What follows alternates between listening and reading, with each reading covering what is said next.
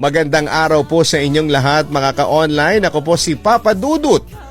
Ini-invite na kayo po ay mag-subscribe, mag-like at mag-share. Ngayong araw, masarap ang pakiramdam ng pagmamahal. Lalo na kung alam mo na pareho kayo ng nararamdaman ng taong mahal mo.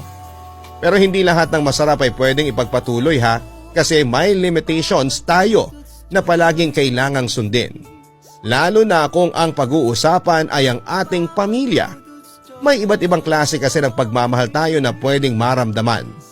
Pagmamahal na minsan ay pwedeng magdala sa atin sa kasalanan. Dear Papa Dudut, magandang araw po sa inyo at sa lahat ng mga listeners ninyo na nakikinig ngayon. Ngayon pa lamang po ay hinihiling ko na sana po ay hindi ninyo husgahan itong kwento ko dahil may pagkasensitibo po ito. Nagmahal lamang po ako at naniwala ako na hindi ito isang kasalanan. Pakitago nyo na lamang po ako sa pangalang Nico. 26 years old, taga Cebu at nagtatrabaho sa isang talyer. Ako ang panganay sa dalawang magkapatid. Kaya bilang kuya ay naging normal na sa akin ang maging overprotective sa kapatid kong si Karen.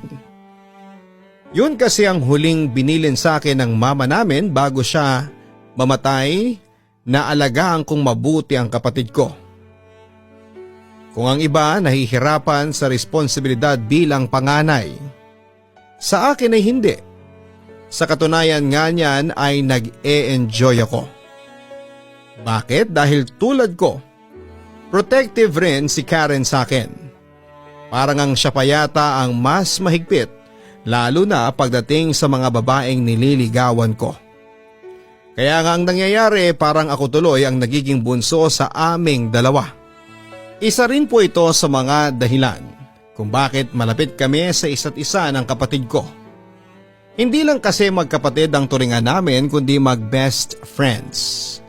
Mula pagkabata hanggang sa magbinata at dalaga na kami, walang nagbago sa pagiging close namin. Nakakatawa nga dahil parati kaming napagkakamala na mag-boyfriend at mag-girlfriend. Alam namin ang lahat ng nangyayari sa buhay ng bawat isa sa lahat ng oras. Kaya lang minsan hindi maiiwasan na talagang masakit sa ulo kapag inatake ng pagiging overprotective at matapang ni Karen. College pa kami noon at may nagugustuhan akong babae, Papa Dudut. Si Isa, schoolmate ko siya at ilang buwan na rin nililigawan. At dahil gusto ko na makita niya ang effort ko, nagpatulong ako sa best friend kong si Ethan na haranahin siya sa may labas ng school namin. Teka lang Nico, pwedeng itigil mo muna yan please? Pagpapahinto ni Isa sa ginagawa kong pagkanta. Nakaayos ako ng damit talaga noon, may hawak na mga bulaklak at tsokolate. Habang si Ethan ay nasa likuran ko at tumutugtog ng gitara. Ano tong ginagawa mo? Bakit mo ako pinapahiya? Dugtong pa niya. Ha? Hindi naman kita pinapahiya eh. Hinaharana kita kasi hindi ba ganito ang gusto mo? Patanong ko sa kanya.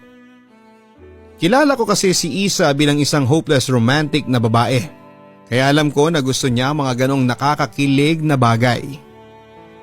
Ayoko ng mga ganitong eksena. Saka hindi ka pa ba nakakahalata na ayoko sa'yo? Ilang buwan ka nang nanliligaw sa akin. Ni isang beses ba narinig mo kung sinabi ko sa'yong gusto rin kita? Hindi di ba? Ni hindi nga ako pumapayag na makipag-date sa'yo ng tayong dalawa lang tapos ganito pa ang gagawin mo? Nakakahiya. Nanlalaki ang mga matang sabi pa ni Isa.